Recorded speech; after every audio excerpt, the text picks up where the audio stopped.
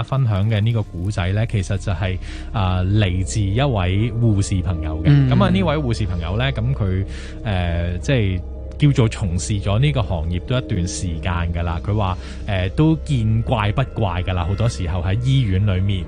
咁佢話咧呢一個呢，其實呢就係一個即係長輩啦。咁而呢個長輩呢，其實就冇結婚。所以呢，一直以嚟呢，佢都係自己一個人住，自己照顧自己嘅。咁佢話咧，去到即係彌留嘅嗰一段時間啦，即係應該咁講，去到即係可能身體又開始見到唔舒服嘅嗰段時間，屋企人咧都勸佢話，不如你入醫院啦，等人哋可以即係照顧你好啲啦，都好啦。佢話咧，佢都唔願意。佢話我想留喺我自己屋企，我知道我自己身體情況係點。你哋唔使擔心我咁樣。咁而呢位護士咧就好好，即係佢覺得即係呢個親人咧，即係雖然佢唔係話同佢超級親嗰啲啊，即係唔係去到係阿爺阿嫲嗰啲咁樣嘅 level 啦。咁但係咧，佢都覺得即係佢好錫自己，佢都好想照顧佢。咁所以咧就特別為呢個親人咧就請咗即係一個都幾長嘅假啦，即係去照顧佢咁樣樣啦。咁佢話咧喺照顧佢嘅時間咧。佢話呢個親人咧，有時咧會突然之間同佢講一啲好奇怪嘅説話。佢話例如咧，我仲有幾個月就走㗎啦。你真係唔使擔心我，走之前我都會冇事嘅。即係佢會講呢啲咁嘅嘢啦。咁而咧呢一位嘅護士朋友咧，佢就話你唔好亂咁講呢啲嘢啦，你真係聽我哋話，你去睇醫生，你按照醫生嘅指示，其實 OK 嘅。我做護士噶嘛，我知道即係有得搞嘅，你唔好亂咁諗啦咁樣。咁反而咧，佢話嗰個嘅即係有病嘅屋企人咧，佢係好平靜嘅。佢話平靜到一個地步咧，佢係覺得比起佢之前嘅時間更加平靜。佢話喺即係進入即係佢即將要離去嘅即係大半年嘅時間咁樣。咁而咧佢話即係當佢每一次佢唔係同佢一齊住，佢又每一次咧佢上到佢屋企嘅時候咧，佢話喺個門口度咧，佢話間唔中咧佢就會聽到咧呢個親人好似同人喺度傾緊偈咁。咁跟住咧佢就好好奇啊，會唔會係喺度打緊電話定係點咧？佢話入到去嘅時候咧，佢好明顯咁見到咧呢一個親人咧手上面係冇拎住電話嘅，純粹咧就係即係好似自己坐咗喺張床度啊，坐咗喺凳度啊，有時可能就係即係企咗喺度咁樣啦。咁成個感覺咧，佢就話好似有個人喺度。而當我一開門入到去嘅時候咧，佢就話佢哋就停止咗對話啦咁樣。咁有時咧喺照顧佢嘅時候，咁佢哋會傾偈嘅，咁佢就有意無意咁就即係講翻呢啲嘅即係聽到嘅嘢啦。佢話係啦，你平時同邊個傾偈啊咁樣。咁跟住之後咧，呢個親人咧就好快就否定㗎，就話冇啊，邊度有人啫？你睇到都冇人啊，冇人喎咁樣。咁跟住之後咧，佢去到後期啦，即係開始慢慢去到後期嘅時間。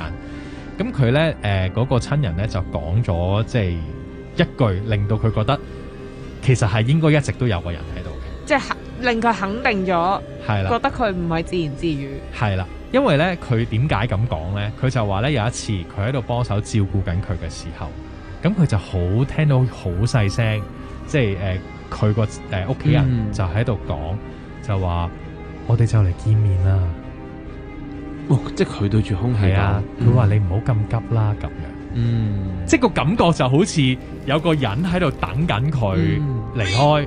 咁跟住之後咧，嗰個即係嗰個人咧就好同佢講，就話你唔好咁心急啦，其實時間就差唔多到啦咁樣。咁話咧，佢話佢回憶翻咧，佢話其實應該係大約係喺個零月之後，呢個屋企人咧就真係離開咗。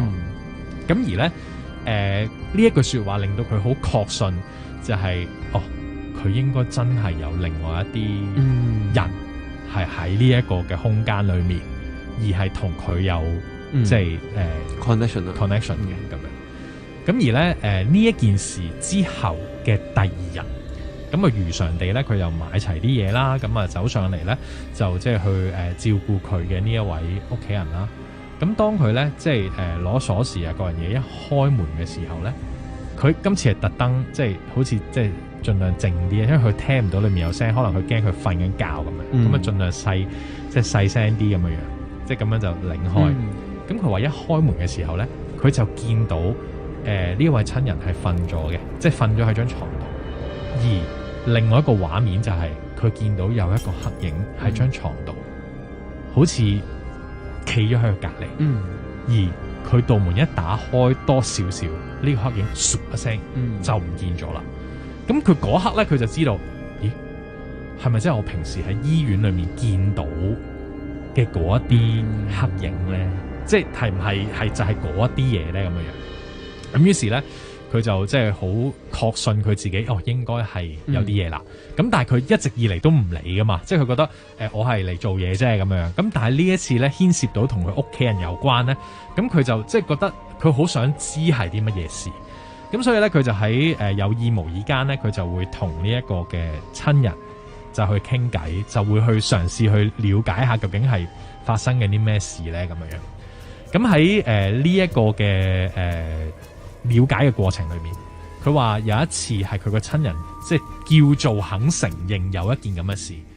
佢話咧，原來咧當佢知道佢即係身體有問題嘅時候，佢話佢有一晚喺屋企咧係好唔開心，佢覺得嗰種感覺好孤單、好孤獨，冇人可以陪到佢，冇人可以明白佢。佢話就喺呢個時候咧，佢就好似咧即係聽到有把聲同佢講話，你唔使驚，係啊，你唔使驚，我會陪住你。跟住佢話呢一把聲係邊一個咧？佢話呢一把聲就係佢離開咗嘅爸爸把聲。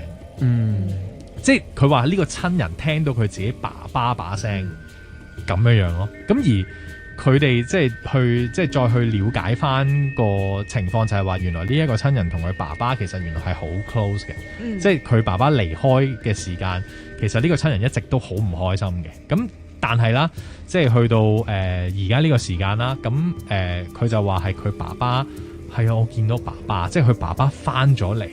即係同好似嚟接個女走咁樣嘅情況。咁所以咧，佢嗰刻嗰個護士朋友聽到咧，佢都覺得咁樣啊嘛。咁佢有冇話俾你聽究竟之後會係點啊？跟住佢話唔講啦。咁跟住之後就冇再講過啦，就係嗰一次啫。我會覺得咧，我係傾向係相信佢即係呢一個嘅即係親人啦遇到嘅事情嘅。因為咧佢話有一個好重要嘅重點，就係話咧呢個親人咧喺知道自己有即係身體上面嘅問題嘅時候，佢係話佢個性格係突然之間變得平順咗。即係之前就掹整啊，或者係冇而家咁 calm 嘅，佢話個感覺。咁但係咧最尾即係呢一個嘅護士朋友其實冇辦法證實到嘅，即係好似天意咁講。咁而佢亦都叫做照顧到差唔多係最尾嘅時間啦。咁因為佢始終請假唔可以請即係超級耐啊。咁佢係話係當佢去到最尾好即係彌留之際嘅時候，咁呢一個嘅親人咧，佢係即係表現得好冇事咯，即係好冇嘢咁樣咯，即係唔知係啊，我離開噶啦，你哋唔使掛心我啊，你哋放心啦，我會 OK 嘅咁樣，即係佢會感覺就係覺得，咦呢個人似係好似準備去第二個地方，去第二個即係旅程咁樣嘅感覺，而唔係即係我而家 suffer 緊，我好慘，我唔知道點樣咁，佢個感覺就係咁嘅時候咧，佢因為有段時間要住3-4個月醫院啊，即係有啲奇怪嘅，即係啲身體嘅狀況啦咁樣。係咁一間病房咁就唔係淨得佢一張病床啊嘛，好幾張啊嘛。咁佢話咧，佢試過有一次咧，夜晚瞓下覺嘅時候咧，佢聽到有開門聲咁樣樣。係咁啊，唔緊要啦，即係可能係啲姑娘啊成咁樣，佢就冇理啦。跟住咧，佢就咧再瞌着咁樣，即係諗住瞓啦咁樣。跟住咧，佢就話佢聽到咧有人揭開佢個簾。哦。跟住然之後咧，佢一擘大眼嘅時候咧，喺度見到咧就一個好明顯就唔係着住醫生衫嘅人嘅嗰啲。係。跟住然之後就好目無表情地，好近地，跟住望一望住佢。咁着住咩啊？有冇啊？佢話佢個感覺就好似係嗰啲好黑白無常嗰啲嘅，但係就唔係好古裝嗰啲衫咁樣嘅袍咁樣嘅。係啦，即係直情唔似係而家嘅人着嘅嘢嘅。係啦，跟住佢話塊面係好白，跟住然之後眼神好空洞嘅，跟住就好近咁樣望住佢。跟住我朋友就當然係好驚啦。跟住然之後咧，可能隔咗可能係10秒左右咧，跟住之後就移開，就行過去隔離啦咁樣。跟住就再聽到隔離即係有嗰啲好似有少少拉鏈嘅聲音咁樣。咁佢就已經係超級去驚，跟住佢又會諗住唔好搞啊，唔好搞啊，唔好搞啊咁樣樣。然之後就隔咗一陣間咧，佢就瞓住咗覺啦。跟住第二日咧，隔離病床咧就吉咗咯，即係當佢起身嘅時候，係啦。跟住後尾佢先知道原來隔離病床唔知好似係今朝早就俾人然之後推咗去，好似係唔知邊啲地方度再做一啲嘅可能係啲醫療嘅行為咁樣樣啦。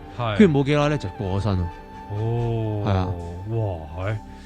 我爺即係即將要離世嘅時候啦，咁我哋就全部屋企人咧都去晒醫院，咁就即係見佢最後一面咁樣樣啦。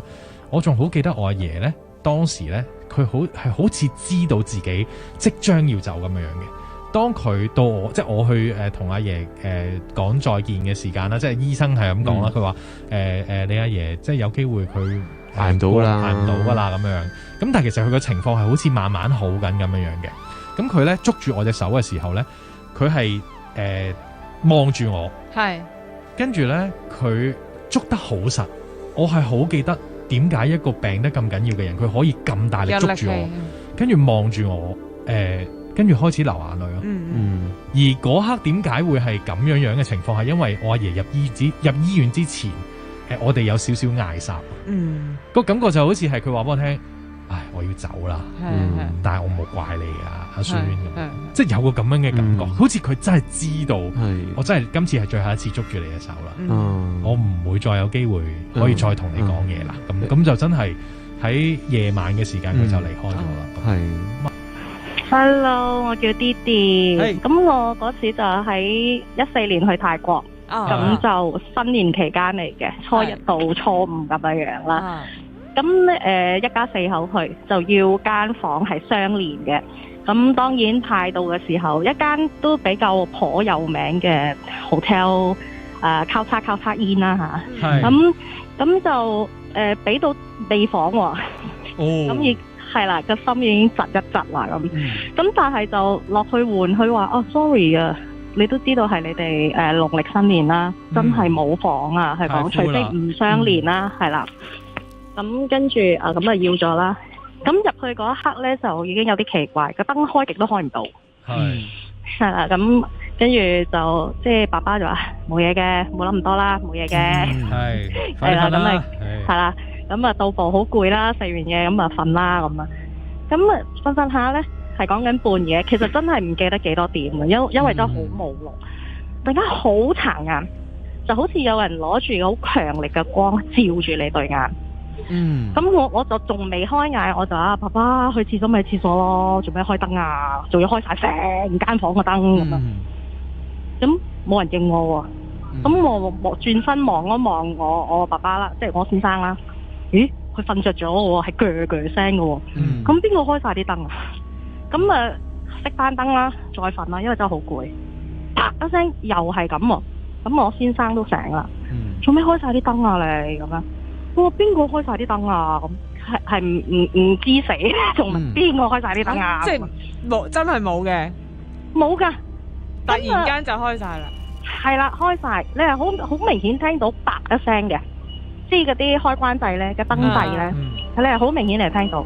咁我又唔忿氣，我又走去熄翻個燈，又再瞓。咁又啪一聲，又開翻，我又唔忿氣。真係唔好知死，咁就因為嗰時我習慣有去呢個露營啊，咁我隨時都有個隨時軍刀喺度咧。哇！咁你想點出嚟？你想點啊？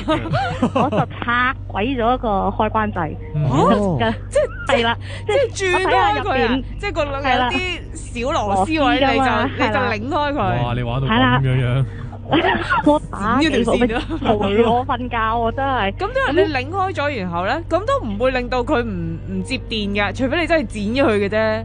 唔係，我係想睇係咪個開關本身係個有彈簧鬆咗或者咩，佢自己會拍翻落嚟。好理性喎，佢理科生出身嘅喎呢個，好難得喎呢啲女仔，即係你明唔明？女漢子啊！係啊，即係佢冇叫男人出手，不特止自己出手，仲要用一個好科學嘅態度，希望可以解決呢件事。解唔解決到咧？最後係最後我拆咗個燈蓋撬咗，首先佢有個掩噶嘛，你撬咗個掩咪有兩粒螺絲啦，咁你就拆咗出嚟，冇嘢噶喎，佢係正常，即係冇爛冇成或者咩嘢。OK， 咁算啦，瞓啦，又望下個仔冇事啊，因為相連噶嘛，間房有個門入邊通噶嘛，咁我啲仔又冇嘢，又瞓到鋸鋸聲，咁我先生就瞓啦，算啦，由佢啦，唔好諗咁多啦，都。聽日都轉第間，即係我哋轉第個地方玩啊嘛，咁都轉第間噶，我咁瞓啦。點知熄咗，我諗大約應該係5分鐘到，又着翻。嗰個當其時個燈掣嘅掩我係冇安翻落去噶，我諗住聽朝走我先安翻落去。總之係唔好再騷擾我瞓覺就得噶啦。但係又着翻，跟住唔對路，我真係拍醒爸爸啦。喂！爸爸講，不如過阿仔間房度瞓啦。我爸爸，不如你落去前台嗰度問下，真係可唔可以暫時調一調間房，俾我哋過一晚，聽朝就走啦咁樣。咁我就過我仔嗰間房度。咁我爸爸就落咗去前櫃。佢話真係 sorry 喎，好枯啊，因為農曆新年真係調唔到俾你。有冇講俾佢哋知發生咩事啊？有。佢哋話冇理由，因為新起2年啫。咁我亦都唔想爭拗啦。咁當其時真係睇鐘啦，就已經係凌晨4點零噶啦。咁變開就走攣過晒阿仔嗰間房度。我兩公婆就唔敢瞓，啲仔就亦都冇同佢講，就瞓到鋸鋸聲。朝早6點我哋就即刻落去崩去食早餐，就劈嘢走人咯。咁跟住喺劈嘢走人去到第2間酒店嘅時候，打開我嘅行李入邊，我有一袋佛珠係隨身帶住嘅成日都。哇！你都帶好多嘢喎。唔係因為好細啫，佢隨時都係串嘅旅行版㗎。係啦，即係其實我唔係話宣教咩宗教啦嚇，支持自己一個安心啦嚇。咁我因為我哋成日去行山露營，我就會帶全我自己安心啦。我入邊嗰串佛珠咧，係即係一個手串嚟嘅啫。啲佛珠係爆晒。哇！爆晒意思係爆開咗啊！即係一條爆開咗定嚇？每粒都碎咗，每粒珠都係有啲係裂咗，有啲就係爆碎。咁好勁喎！即係其實啲燈飾咧已經係擋咗噶啦。如果唔係就唔係啲燈開咁簡單。係咯，同埋你又撬開個掣咧，你玩到咁樣。我即係理性啲，我又唔想嚇親自己，又唔想嚇親隻仔。喂，係咪個燈仔有問題啊？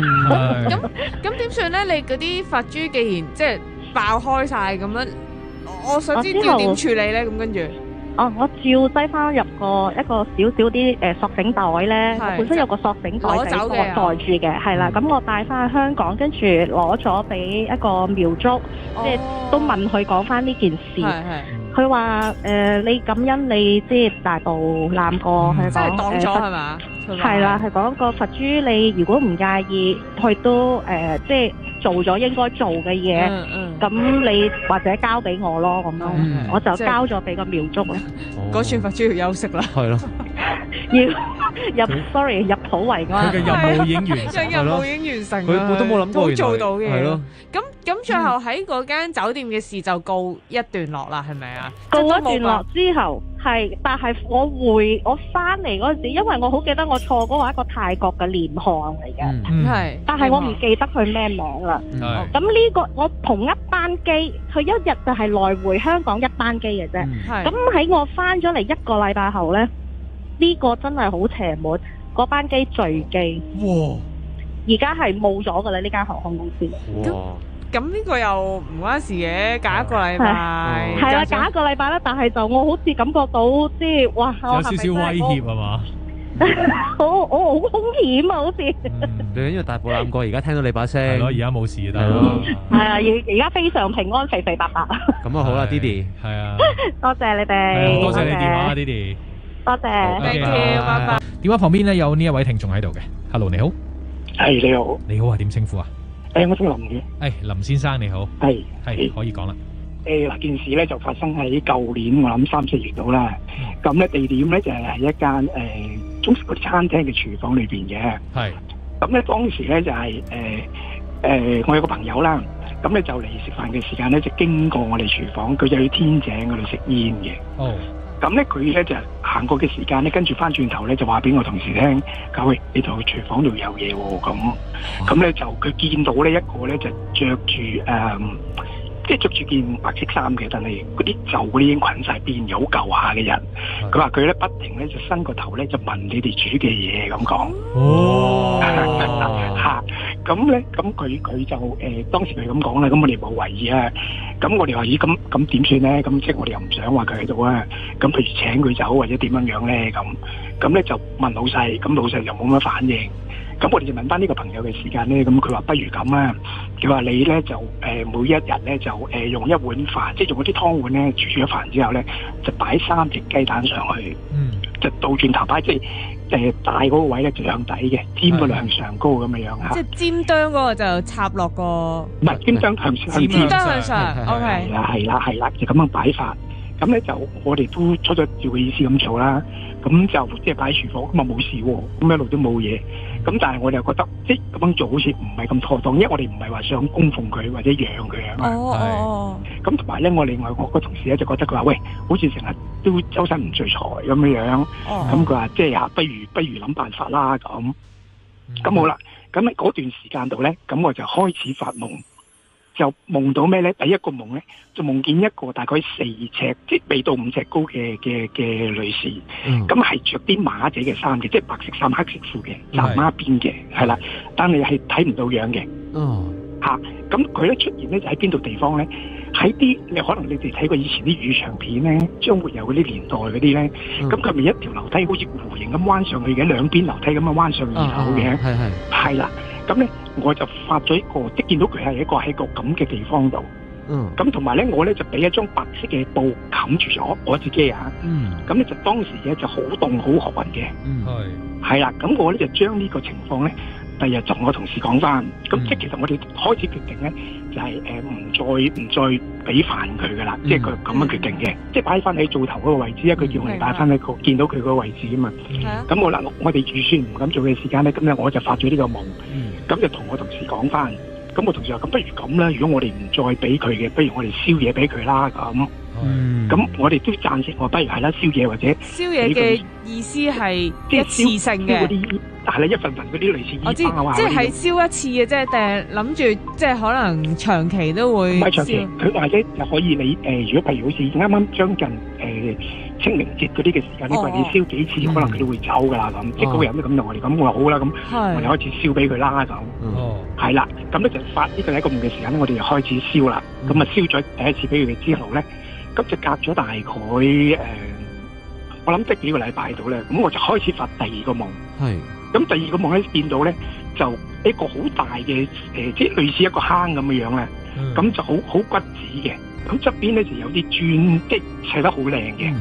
咁佢係啦，咁佢咧就跟住咧就臨個夢完嘅時間咧，咁就好特別一個圓柱體，裏邊寫咗個名，寫咗叫做梁國燕，國家個國，燕子嘅燕。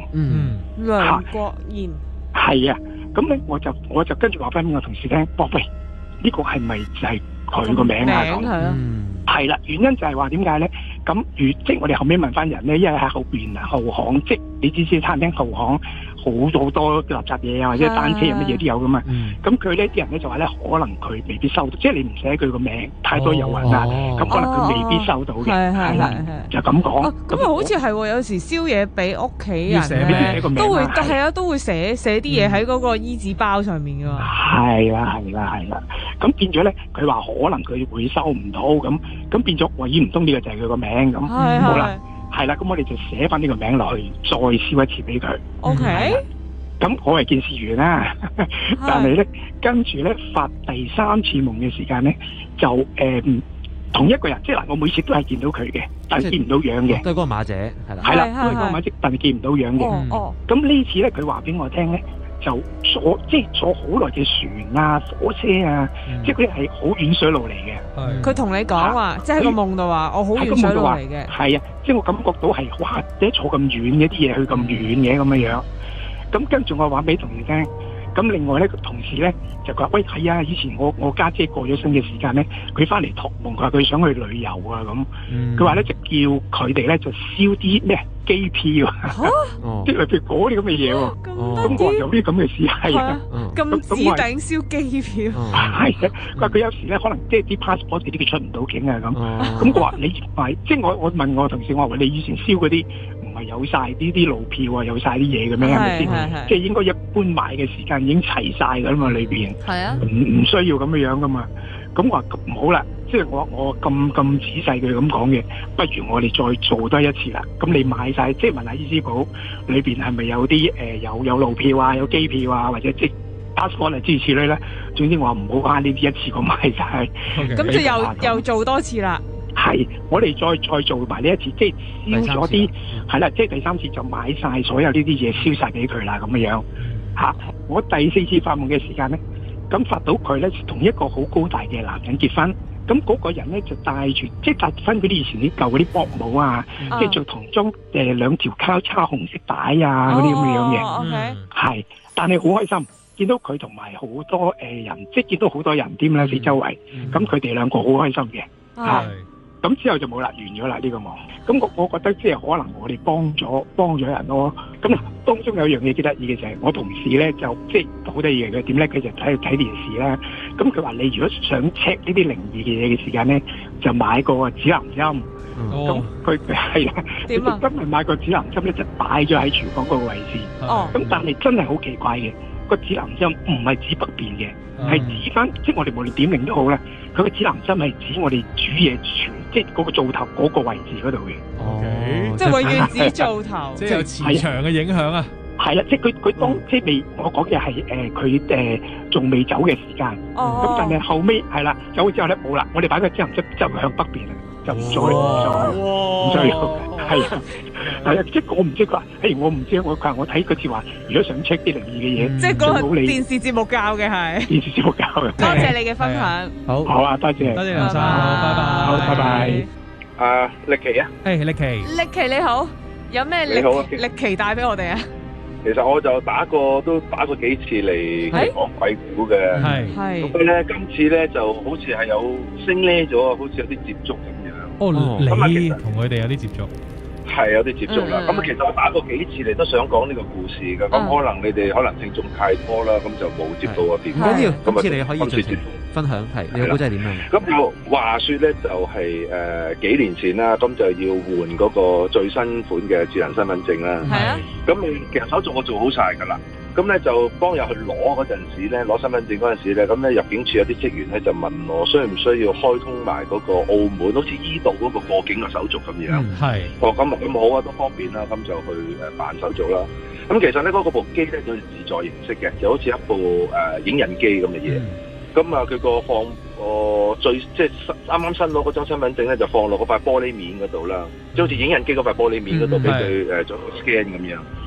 咁我擺咗落去之後咧，咁啊撳掣啦，咁啊突然間我感覺到咧，即係我撳住張身份證噶嘛，嗰張身份證好似要喐咁樣，咁我就突然間即係好下意識咧，即刻好大力咁撳住嗰張身份證啦。咁但係感覺到擘開隻手，我張身份證完全係消失咗，冇咗嘅。即係喺部機嗰度掃描緊嘅時候，你撳實佢，突然之間冇咗啊！